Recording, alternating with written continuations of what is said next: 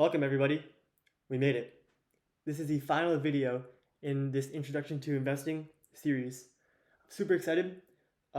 We've been through a lot. We've covered a lot of material, and we finally made it to the crux of the course. This is the final video, which is super exciting to me. After today, you should have a solid grasp of just the basics of investing, which will hopefully be enough to get you started. So I guess without further ado, let's dive right into the final video. I'm super excited. I'm at the very end of my blue markers. This is the last one. I've burned through all of them throughout the course of these videos, so hopefully this will last me through. So today our last topic is going to be the social aspect of investing. I sort of just looped a bunch of stuff in. We're going to be covering a lot of material, so I just looped a lot of it into this broad category.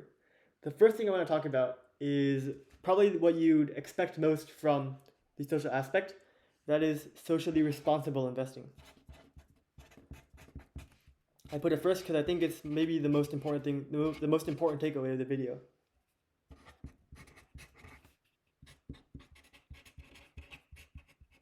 Socially responsible investing, you may see it abbreviated SRI. And so you might be able to guess, but what it means is just that we are investing in companies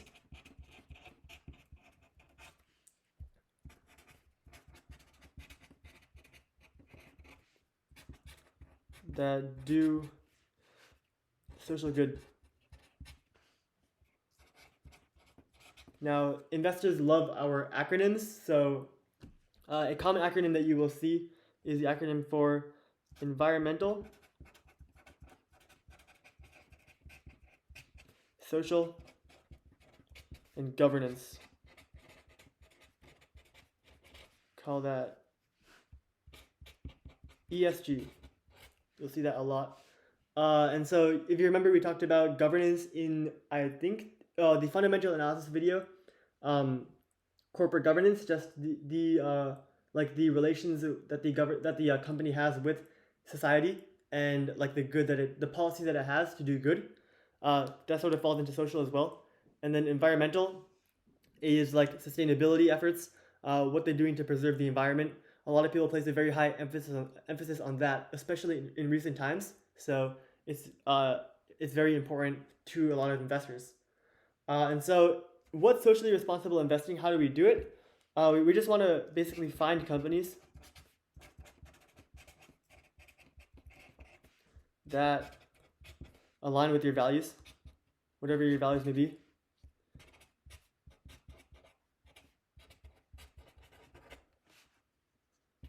And we want to avoid those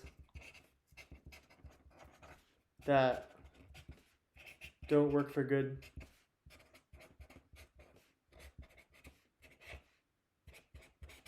So I'll just throw out an example. If you're very passionate about the environment, doing good for the environment,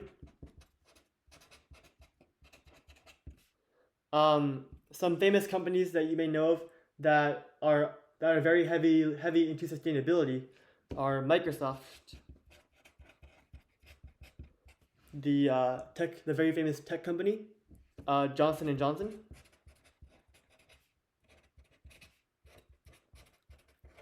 the pharmaceutical company. These two companies are very famous. There are many others as well that you can find.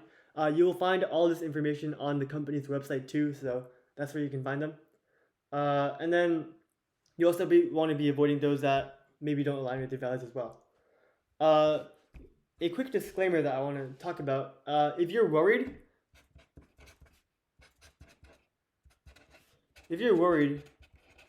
that you'll miss out on profit,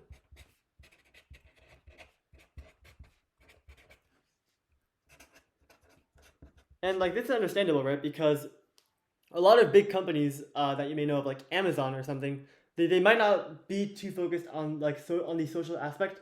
Like Amazon, like they mistreat their workers, they're bad for the environment, and so if you're only focusing on like if you're focusing on on being socially responsible, and you're worried that it'll like restrict your view on companies, and like sort of eliminate good companies that are good to invest in, eliminate companies that are good to invest in but not good socially, and you're worried that you'll miss out on profit, there's a couple things to that will hopefully put your mind at ease.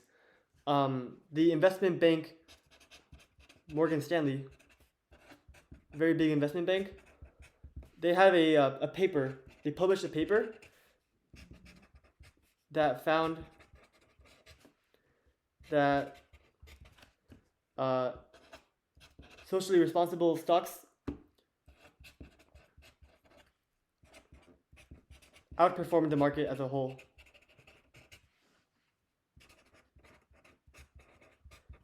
They found an ETF or a fund that had they found funds that had socially responsible stocks that were focused on being socially responsible, and these funds tended to outperform the market as a whole.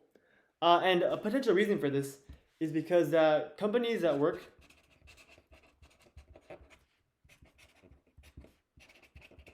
for good, work for like social good, environmental good, generally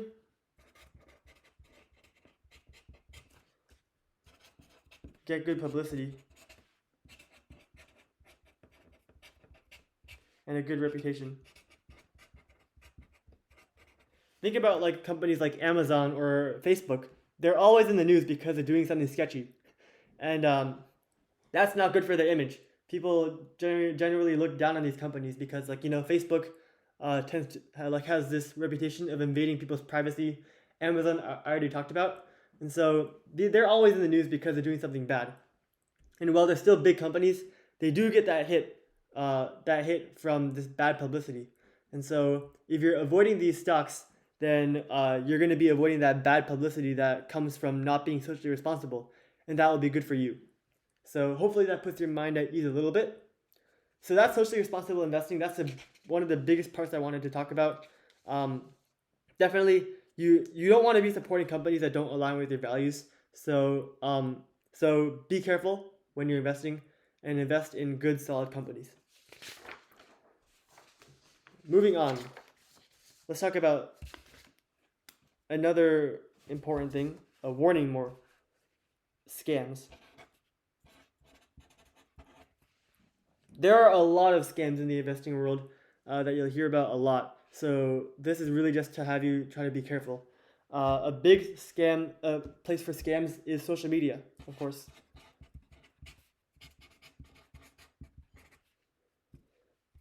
You're gonna often see a lot of people posting on social media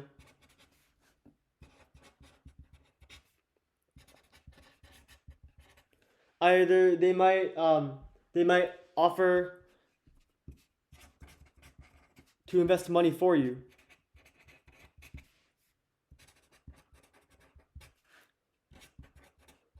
Like, give me your money, I will invest it for you. That's obviously a scam. Don't fall for that. Like that's just giving them money. Don't let them manage your money for you. That is like one of the main purposes why I'm doing this course, is to teach you how to manage your own money, invest your own money, so that you don't have to rely on other people that could be scamming you. Do not give people on the internet your money, just to invest. Even these people are often going to promise fast, large returns. Hopefully you know by now that this is not going to happen. Hopefully you learned from the last video that you can really only get fast and large returns from incredibly lucky and skilled technical analysis. And the vast majority of people out there are not going to be good at that. They're not going to be good enough to guarantee. There's no one on earth can guarantee you fast and large returns from technical analysis. So don't fall for that. They're probably just going to lose all your money. Chances are they're just going to lose all your money. So do not get random people on the internet to manage your money for you, especially if they promise these impossible things. Like, if you hire a financial advisor, which is recommended, a lot of people recommend that. If you don't want to take the risk to invest by yourself, a lot of people will hire a financial advisor, a professional financial advisor. These people know what they're doing, and they never do technical analysis. They do technical analysis, but they never trade. They never buy and sell stock in the short term. They always go for the long term because that's how you get large returns. You can't get fast and large returns. You can't guarantee that. That's impossible. So be careful with that. Another thing you'll see on social media is stock. Oh, actually, I'll cover that later. Don't worry about that. That's literally like almost next. So I'll hold off on that for now. I want to spend more time on that. Another scam that you will see is something called a pump and dump. This is a very common scheme.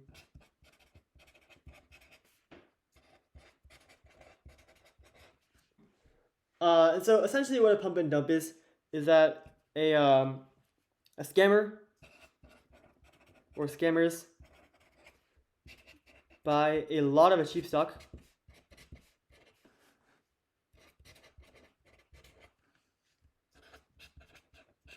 and then they will try to convince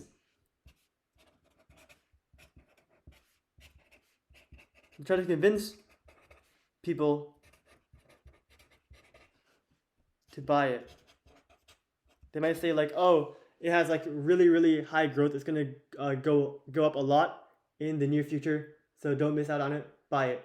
And you know, there's always that fear of missing out, that FOMO. So people will buy into that and buy the stock. And hopefully you know by now that that when a lot of people buy a stock, demand goes up and the stock price goes up. So large amount of buying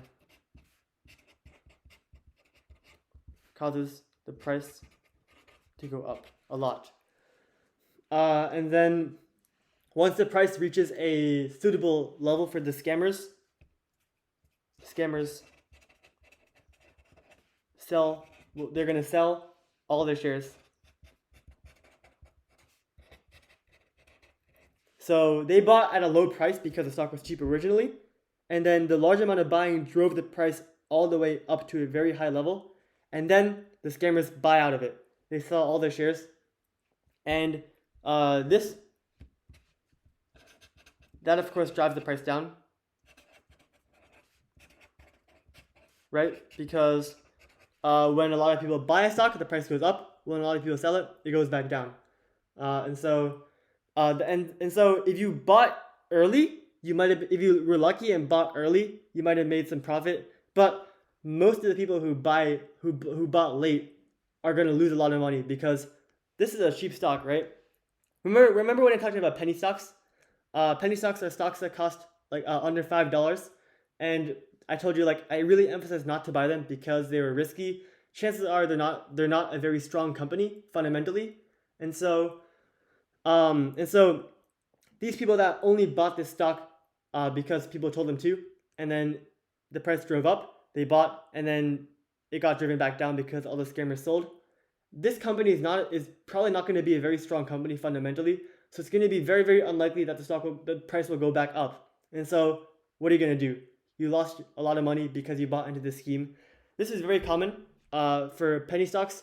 For crypto, which I'll talk about which I'll talk about later, you'll see this happen a lot. So if you're seeing people say to like buy this cheap stock, ignore them. It's not going to be good. So that's scams. Now I'll talk about the thing that I was going to talk about earlier, but I chose not to. Is recommendations. I was going to include this under that social media section, but I didn't want to because that was under scams, and I don't think recommendations are generally scams. So I didn't want to give them that rep. But be careful is what I'll say as a precursor. So what I mean by recommendations, I mean that you'll often see people recommending a stock online.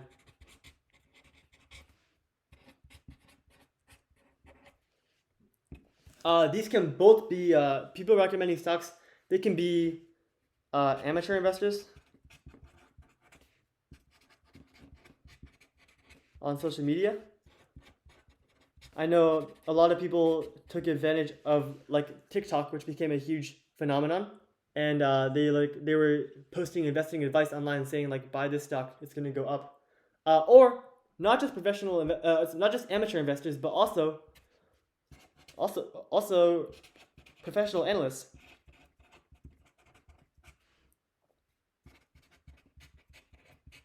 That's right. I'm telling you to be careful about what the pros say. And you might be like, well, why? Because the pros, the professional market analysts are generally well trained. They're probably going to be right? But I want to warn you, never buy solely because of a recommendation.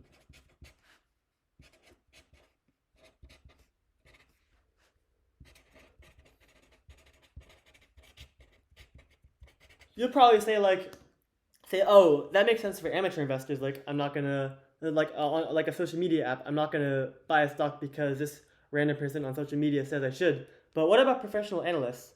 Well, if you start looking more into like stock news, like maybe like CNBC, uh, Wall Street Journal.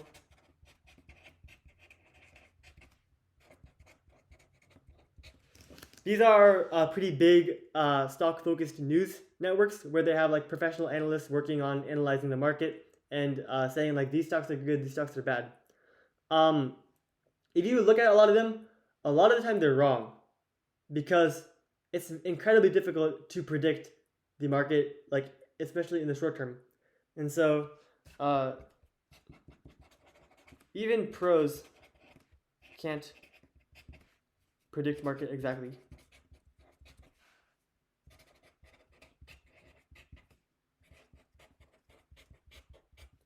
So you'll see if you look into news and see this person recommending a stock, they're probably going to be wrong. So even if they're a pro, so be very, very careful when dealing with a recommendation. Always, always, always do your own research before buying a stock. Always do your own research, which is what I've hopefully showed you in previous videos. Always do your due diligence and make sure the stock is worth buying before you buy it. I want to cover now kind of like a broad category. It's called behavioral economics.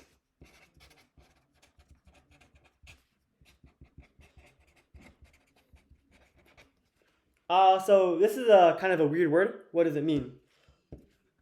Behavioral economics is the study of human behavior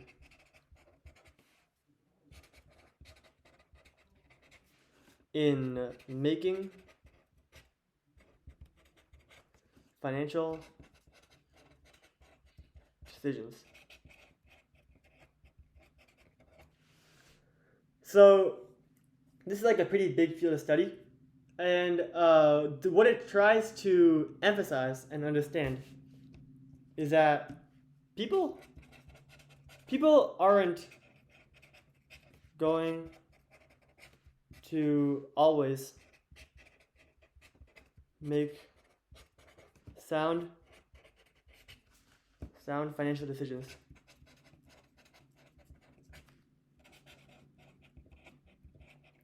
In fact, if you have no idea what you're doing with money, if you have no experience in like personal financial literacy, you're probably not going to make sound financial decisions. Hopefully, this course taught you a bit about the financial decisions regarding investing, but this extends to all. This behavioral economics extends to all like financial literacy, like budgeting or whatever. And so, behavioral economics is a broad field, but it has many applications and pitfalls in investing that you should be careful of.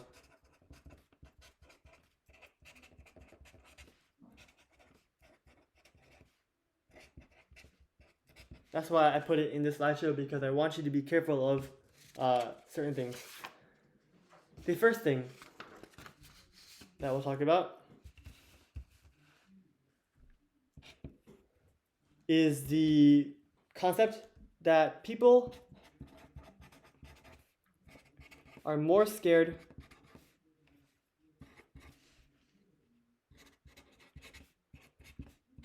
of losing money than they are willing to make it.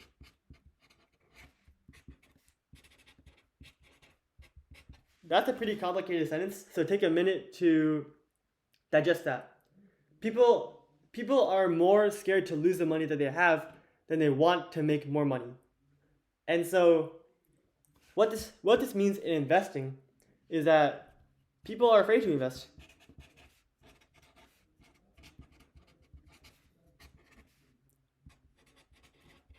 Right?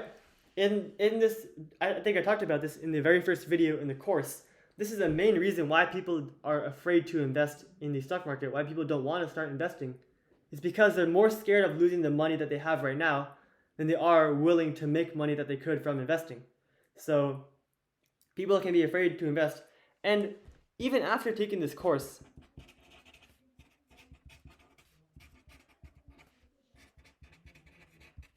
you may still be hesitant to invest.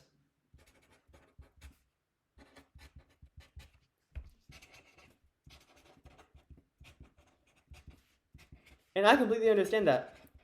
Some of you, like, throughout this course, hopefully some of you maybe jumping out of your seats, being like you can barely even wait to get started investing. But I'm sure a lot of you, maybe even all of you, are still hesitant to invest, and I completely understand that. And so what I want to encourage you is to remember the benefits.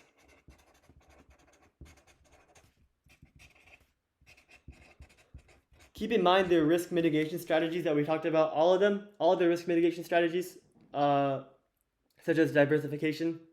That's probably the biggest one. Also, like investing in blue chip, like very big, large, well-established companies. Investing in these stocks will give you a lot of return and will be relatively safe. And if you are still nervous,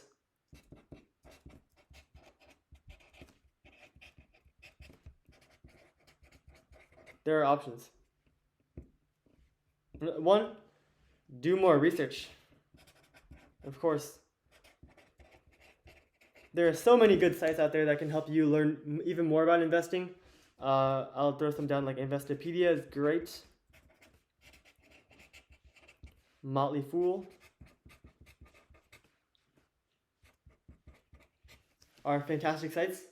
So you can verify the knowledge that I've given you, or you can learn more. And so that will hopefully ease some of it. Another option is you can use simulators to practice these skills that I've given you. It's called paper trading.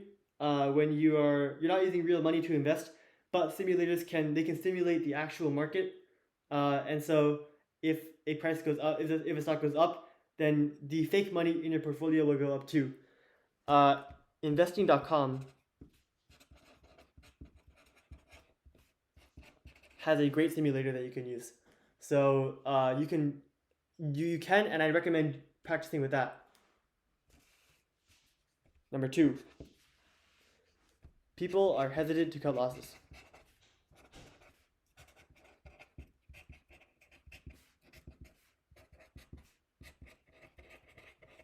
This is huge. Of course, I'm going to pull out the red marker. Sorry, because I don't think I've covered this in due detail yet, and I want to. Bad investments do happen.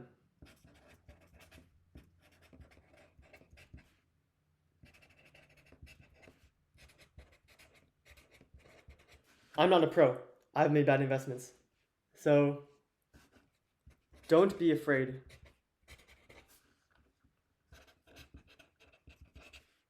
To cut losses. What I mean by that is don't be afraid to sell a stock if you're losing too much money. You can set a point to sell. If a stock if the stock goes below that price.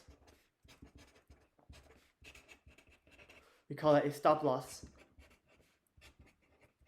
So if you set a stop loss at, say, if the stock's at like 15 and you set the stop loss at 10, if the stock goes below that 10, then you sell. If you don't do this, you can lose a lot more money than you need to.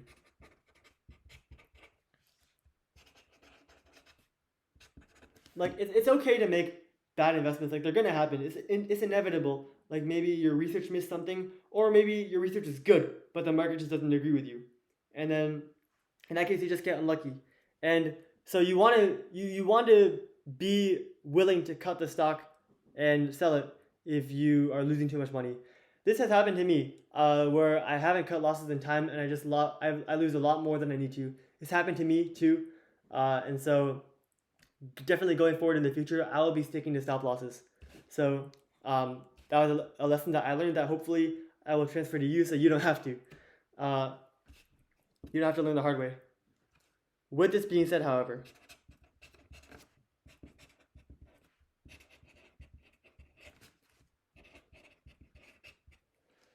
always analyze the situation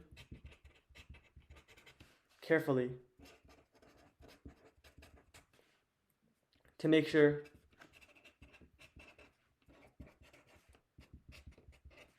it's not just a fluctuation.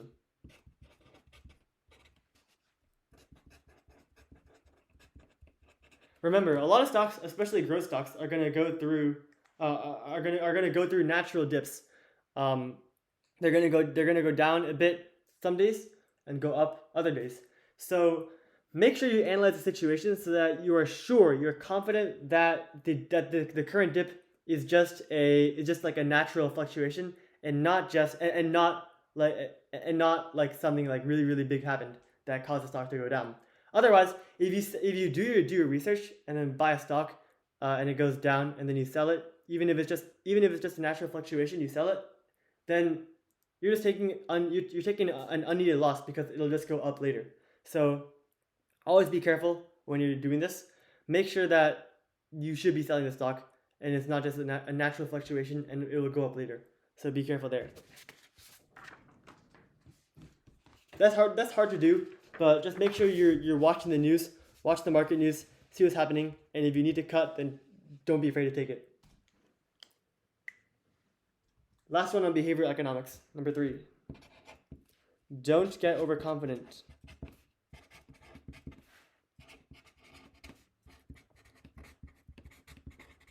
Also very, very important. This one also gets a red star. Oftentimes, if people get lucky,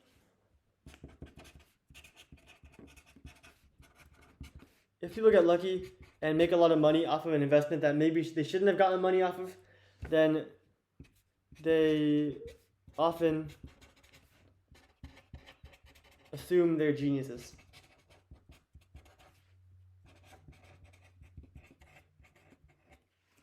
And so when this happens, when they think that they're like a financial expert, then they assume the next stock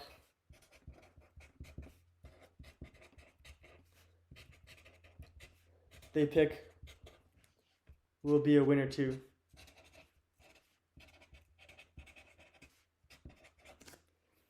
And what does that result in? That results in a rash purchase. A stock purchase that maybe if they put a bit more time into thinking and analyzing, they wouldn't have made. But because they got overconfident, they assumed that that this stock had to be good because they made so much money off the last one, then they'll make a bad purchase. So always, of course, I keep repeating this, always do good research. Good in-depth research.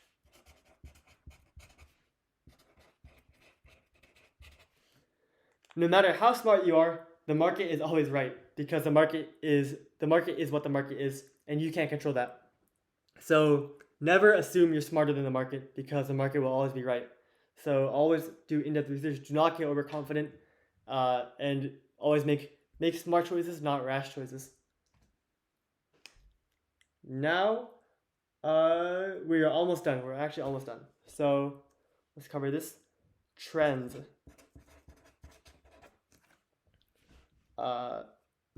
It's pretty important. Try to avoid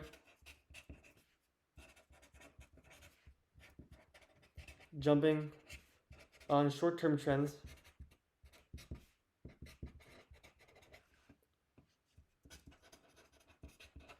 because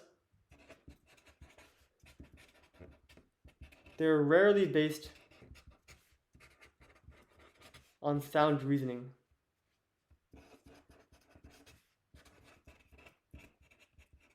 I'll give you an example that you may have heard in the news. I think it was last year, 2020 to 2021. I want to say, the GameStop short squeeze.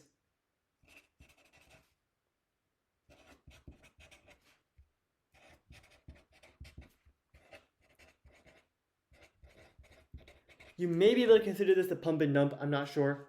But regardless, it was a big trend. I'll just go over it briefly. I'll give you the short version of it. So the stock of GameStop, the company GameStop, it jumped from $10 per share to over $400 per share. It was because of a buying surge fueled by Reddit. If you want to look into it a bit more, I'm not going to cover short selling right now because it's an advanced method, and in my opinion, it's kind of stupid. But it's called short selling. It's very risky, very advanced method. If you want to look into it more, do it. But I'll just preface it by saying be very, very careful. And so this it was fueled by the company Reddit. People on Reddit were saying buy GameStop, and then the stock shot upwards. But the thing is, there was no fundamental reason to buy GameStop.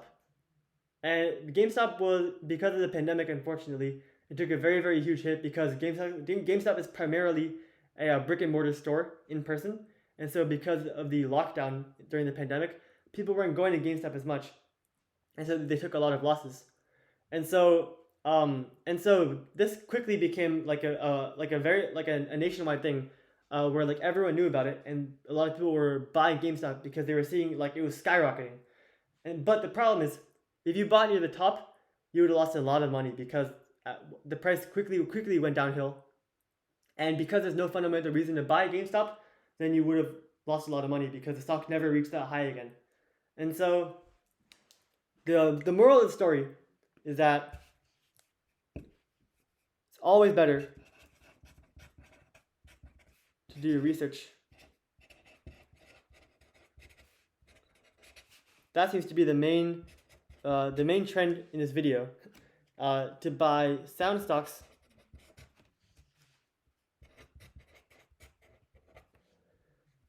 that go up because of the strength of the company.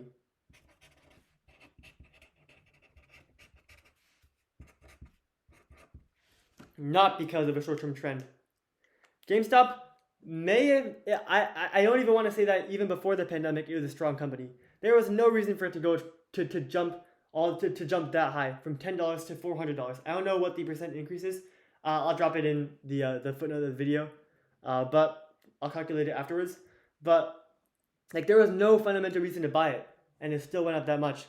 And so avoid getting on these bandwagons because you don't know when it's going to stop. And if you buy at the top, there's no chance of getting that money back. I have also lost money because of trends. I don't like to admit that, but it's happened to me.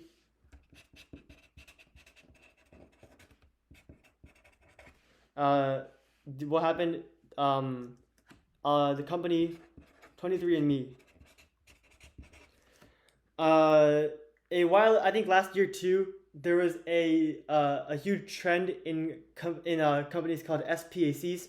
Basically, it was an alternative to IPOs, and it was a very big trend because a company called Lucid Motors, which is an electric vehicle company, a possible competitor to Tesla, was going public through an SPAC rather than an IPO, an initial public offering. And so SPACs were a huge rage back then. Like a lot of people were trying to buy them, and 23andMe was also going to go through an SPAC going public, and so I wanted to hop on the SPAC trend, and so I thought 23andMe is a company that I've heard of. It seems to be a pretty big company. I did not do good research at all. I just went off because I heard the name before. I bought it, and it crashed, and so I lost a lot of money from there. And if I just did a little more research, I would have seen that it's been losing money, and I would have not bought it. So hopefully you will learn from my terrible mistake there. Do not do what I did. Always do research, because usually these companies, these trends, there will be very very clear information that they're not a good stock to buy. So be careful there. That's my sob story. Don't do what I did. It's not worth it.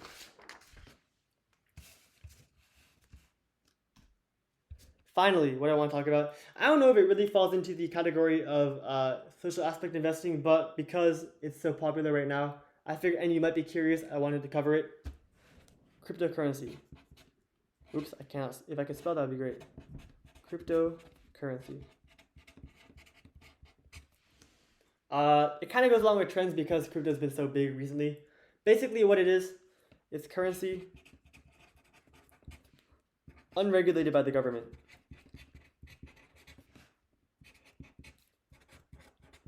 Only supply and demand.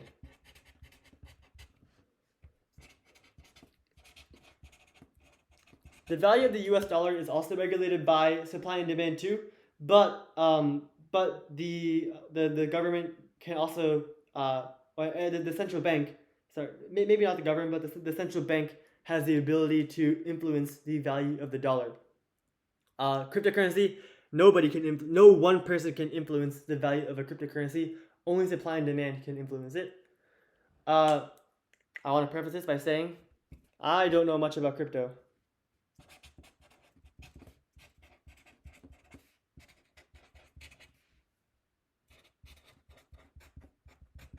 So I won't share tips about trading it because I don't know any. I know stocks, I don't know crypto. However, I will leave you with a couple of warnings because crypto is so big right now. Be very careful if you want to invest in it.